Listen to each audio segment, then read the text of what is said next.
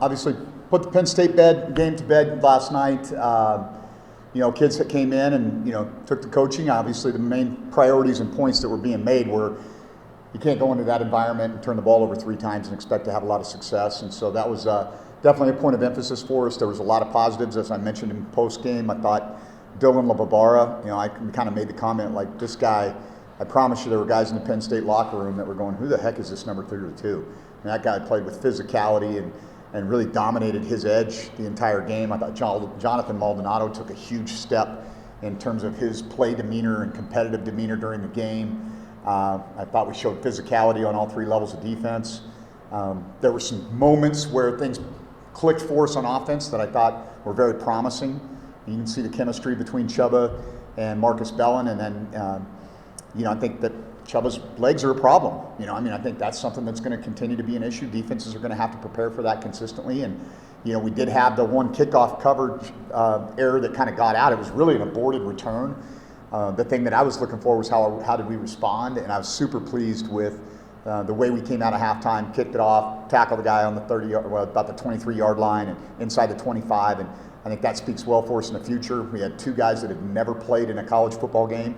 1 guy that had never played in an American football game that performed very well, and Bailey Ettridge as our punter, and Kean Stack as our long snapper, and so those guys operated really, really well, and I think that bodes well for us as we move forward in special teams. Obviously, turning the page today, got the Sacramento State Hornets coming to town, a team that I'm familiar with from my days in the Big Sky. Also familiar with Coach Marion. We were on staff together for a year in 2022 at the University of Texas. He's known for the innovative go-go offense and has kind of the sidecar stuff. Obviously, they had a lot of success with it at UNLV a year ago. Gave us some real problems with the kind of the +1 run game and some of the triple option things that can come out of that system. And he's got some good weapons. He's got a couple of quarterbacks. I know primarily Rashada he's a really pure passer. He was a highly touted young man coming out of high school. And the Williams kid that transferred in that was there in the spring is capable of running kind of the true go with the +1 run stuff, and he did play in the South Dakota State game, and so I think there's a decent chance we'll see both of those guys at quarterback. Very different skill sets, but both very talented players. They have a deep backfield. I'll screw up the names, but I know the numbers. 2, 1, 0, and 4. Those guys are all capable of being in the backfield together. They used Savion some as a receiver also last week, and he's definitely got that skill set because that's what he was playing when he went to the University of Texas originally. And so there's a lot of versatility that's available to him within this offense. And they had their struggles against South Dakota State, but as I told our team, that's not the offense that we're going to see when those guys roll over the hill from Sacramento. We're going to get their best, and we're preparing for that. On the defensive side of the ball, these guys create havoc. They create a lot of negative plays. They gave up some explosives against South Dakota State, but they also created a lot of negative plays. I think 7 sacks, 11 tackles for losses. These guys are kind of all over the place, and a lot of it's unconventional. They'll play with 5 defensive linemen, bring those guys, play a lot of man coverage. It's a challenging scheme to prepare for because it's very different than what you might see week in and week out. And so that uniqueness on really both sides of the ball create a challenge in preparation for us. And so then on special teams, their coordinator's a guy named Rob Wanger that was a longtime special teams coordinator in the Big Ten with Minnesota. Kind of got out of football. I kind of know him a little bit, got out of football. And, I guess he got the itch again, and Coach Marion hired him. So they're going to be well coached and well schooled in that phase. And so obviously we're excited to get home, and we're hopeful for an awesome crowd at Saturday, 2 o'clock kickoff here in Mackey, and I want to encourage everybody to come out and check out the edition 119 of the Wolfpack. So it should be a fun day. Happy to take any questions. Coach, how do you think your familiarity with Coach Marion and just his offensive style will help maybe prepare you guys a little bit since there's not a whole lot of tape on this side? Yeah, we prepared for him a year ago when he was at UNLV. Obviously, different cast of characters around him. But, the scheme's not going to change a whole lot.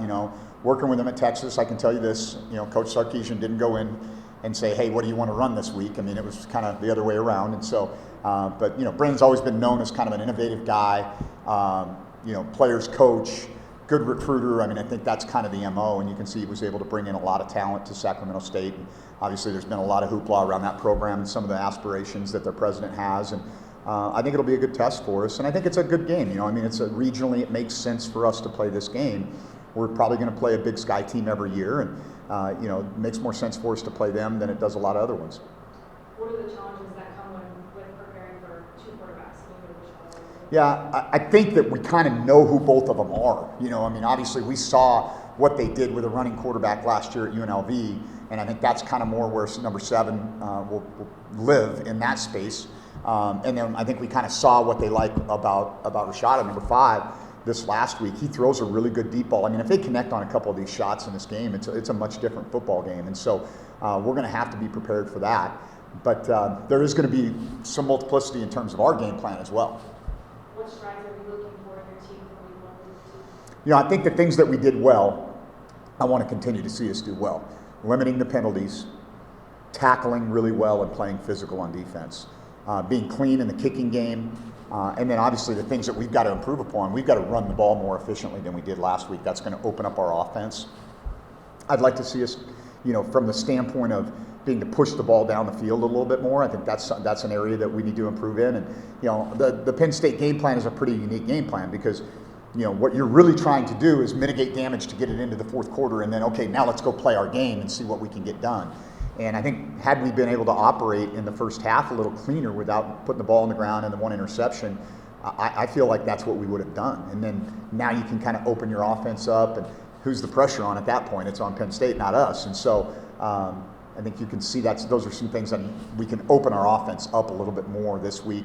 The matchup issues aren't as prevalent as they are across the board when we're playing a team like Penn State. How key is it to get out of a game like that without making catastrophic moves too? I think that it's always important to get out of any game or practice. I mean, if you are the head ball coach and you got a whistle around your neck, it goes pretty quick in practice. Candidly, I had a kind of a funny moment. There was a play where Chuba was running down the sideline. I tried to grab my whistle that wasn't there on Saturday. I was going to blow it quick so they didn't hit him. But you're always worried about that. It doesn't matter. I mean, like every single practice is you hold your breath, because every one of these kids put so much into this, and they only get 12 guaranteed opportunities a year. You don't want to see anybody go down, whether it's a practice setting, a game setting.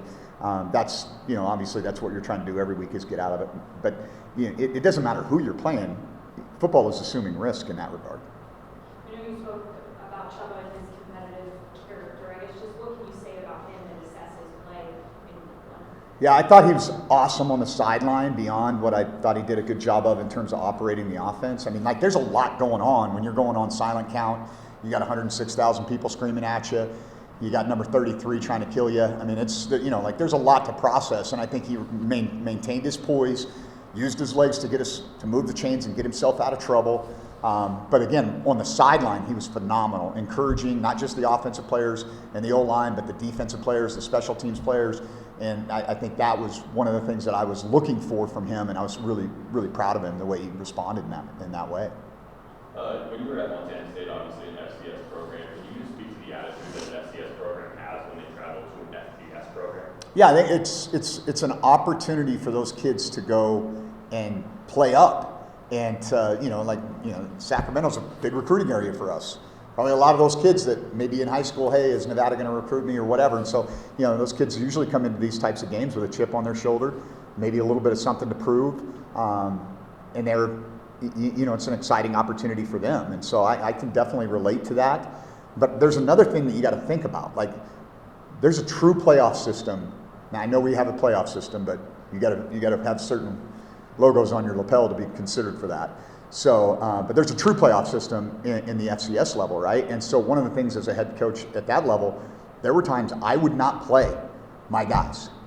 We went to Texas Tech, Troy Anderson, who ended up being a second-round draft pick. He did not play. And we were very competitive in that game, but he was coming off an injury, and I wanted to make sure I had him for Big Sky play. I knew we were going to play at least 16 games that year because I knew we were good enough to get a first-round bye. So, you got to set yourself up for the long run when you're coaching at that level, and I think there's a little bit of strategy that goes into that as well. Last year, you were focused on stopping the run and then limiting the penalties. Obviously, on Saturday, did a good job stopping the run, did a good job limiting the penalties. Was there something that you saw on Saturday that you believe that this could be a sustainable model moving forward? Yeah, the effort that we played with. You know, our guys were frustrated after the game. They were not. There was no moral victory involved in that at all. They felt like they'd let one get away. You know, and they knew that had we played a cleaner game, we would have had some opportunities to keep it tighter in the fourth quarter. And so that's exactly what I was looking for. True competitors that are like, hey, I'm not satisfied, I'm angry, I wanted to win, you know, but there's a lot of glimmers of hope of, hey, if we go out and we play this hard against people maybe a little bit more our level, there's going to be opportunities for us to be successful. Was it surprising to you that you only put up 3 points at South Dakota State? It was kind of it was a sloppy game on both sides. Let me say that. Like this was not it was not a clean game. Remember, this was 2 first-time head coaches. Obviously one of them had more familiarity with the program because he was an alum there at South Dakota State. But it's the first time both of those guys were wearing the headset and had to call all the shots. So there was probably some nerves, not just for the players but the coaches. Plus, there were 50 new players for the Jackrabbits, and documented, I don't know if this is true or not, 70-something for the Hornets. So it was probably going to take a while to blend, right? And so I think both sides left opportunities out there, and it wasn't exactly a work of art for either side. And certainly South Dakota State made mistakes and gave Sacramento State opportunities, and vice versa. And so I'm sure they're looking at a couple of those shots. I mean, there was an easy touchdown pass that was dropped for Sac State. There were a couple of vertical throws that, those are catches and runs that result in scores. It's a different ball game. So I think they're probably building on the positives, just like we are coming off of game one. We saw a nice play from Jordan Brown there on the screen, and then a good game overall from Marcus Bell. And you mentioned driving the ball down the field more consistently, something that you want to see. What does it take to accomplish that? Be able to protect our quarterback. I didn't feel like that was something that was going to be real sustainable with the matchups that we had with the front from Penn State. And so, when we get the coverage looks that are going to be good for us, and Jordan's was a blaze screen. It was just a quick throw out there, and we blocked it up well, and he was able to crease it and create an explosive. And so, some of those things are going to have to be what we do here too, because I mentioned how aggressive Sac State is on defense, and so there's maybe a little bit of carryover in some of the game plan stuff. And then, Coach, obviously Penn State will probably be the toughest team that you play the rest of the season. How does it feel now knowing that the toughest challenge is already kind of behind you? And do you see a benefit in facing a team to Penn State's caliber right out of the game? Yeah, I think I mentioned this last week. Somebody asked me a similar question, and when would you rather play this game? And for sure you want to play it week one, because you're going to have your kids' attention from the jump regardless, right? And so that's something that I think is valuable. They know they've got a really good opponent coming in week one or going to week one. You're going to have your A game. And so I think we had a more physical camp because of who our opponent was week one. They knew that they were going to have to prepare themselves for that kind of an environment and that kind of level of competition. I see that as a positive. And now, it's not about, let's take a deep breath. We just played Penn State. It's like, let's clean up the things that we didn't do well and let's go get a win. This is about winning. This is not, let's not sugarcoat this or get anything twisted. This is about winning. And so that's what we've got to do, is prepare ourselves to go win week in and week out. And we did see each other make some awesome plays with his legs. What's kind of the game plan to get the running backs a little bit more involved in the system to get those guys out? Yeah, I think the +1 was a big part of the game plan because, again, some of the matchups, it's going to be hard to sustain blocks against guys that, physically are more talented. And that's a credit to Penn State and the talent that they built on that roster. And so using the +1 in the run game gave us a numbers advantage instead of being at a neutral advantage. And then what would be your message for fans to get them out to Mackey on Saturday? Yeah, I think this is going to be an awesome day, number one. I think there's hopefully some really cool things that we're going to have, maybe, Bill, in terms of environment. I think that we listen to people when they talk to us about, hey, there's some things that they want to see in terms of the fan experience, the game day experience that we're working to enhance. And so, you got to, stay tuned, come see, right? And so I think there'll be some cool things that we'll have from that aspect. And I think there's going to be a really good product on the field, too. You talk about Sacramento State's aggression on defense. Just what is it going to take to try and get them off schedule a little bit? You got to make them pay when they kind of let it hang out there. There's going to be times where they're going to leave some guys uncovered, and they're saying, I'm going to get to you before you can get the ball to him. And so being able to identify those looks and execute in a precise fashion is going to be really important. Our quarterback coach was talking to our guys this morning. The quarterbacks meet outside of my office, and so I always leave the door open so I can hear them. And his point was this is going to be chaos versus precision, and there's a lot of chaos that they can create on their side of the ball, and you can't allow that to affect your game. It's about seeing the look, knowing where I'm going with the ball, operating in the moment, and there will be plays out there to be made, and they're going to get some negative plays because that's what they do. That's what they hang their hat on. So it's about the negative play can't be a catastrophic play. That means you can't give them the ball back on that. You line up and do it again, and then when they make the mistake, you got to make them pay. With a lot of familiar faces on each sideline, just how important is it for your guys to maintain that competitive composure? Yeah, we talked about that a lot today and last night when we met as a team. It's like you got to play with emotion because it's an emotional game, but you can't get emotional. Like, it's not about any one individual on that side. It's about our team and making really good choices and keeping our composure. And so, I don't think our guys will have a problem with that. Let me say that. Are there any changes to your home routine this season, or do you plan to keep everything like the way it was with Thursday off, Friday short practice, go sleep on that on Friday? Yeah, I kind of like how we operate. I think you get your extra rest towards the tail end of the week, closer to competition. You activate them and go fast on Friday, and I like sleeping in my own bed. I don't want to go to a hotel, so I figure our kids are kind of the same. This year, one of your players will wear Mary Motley's jersey every week. I guess could you talk about why that was important? Yeah, it's one of the things. You walk around this campus, and there's some really cool stuff. Like they have banners, and it's called the Wolfpack Way. And as you get closer to the athletics into campus, there's some super accomplished alumni that are represented in all kinds of different fields. And then as you start to make your way towards the athletics into campus, and you get past Legacy and you kind of come towards Cashel, you see guys like Joel Batonio, and you see, a guy like Marion Motley. And I didn't know that he had attended the University of Nevada when I took the job. So one of my first meanderings around campus, I see this and I'm like, you gotta be kidding me.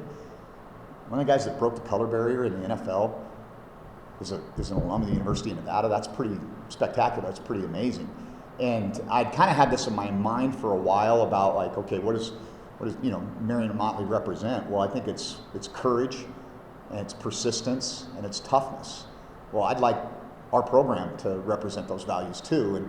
And so we had a conversation with his grandson about, hey, his jersey number's retired. We probably need to do a better job of highlighting the people who have their jersey numbers retired somewhere in Mackey Stadium. But his jersey number is retired. So he talked to his grandson and said, hey, would you be okay? We're not unretiring the jersey. We just want somebody that we feel like exemplifies the character of your grandfather to represent those qualities on game day. And then it can be a little bit of a rotating thing. We selected 2 individuals this year. Charles Brown wore it against Penn State. Kai Woods will wear it this week against Sacramento State. But there might be, Dylan LeBavar. This guy is just, you talk about playing with courage and persistence and toughness. Okay, hey, this week that's up on you. And so something that I hope will kind of take fire and be a representation that kind of links our past to our present.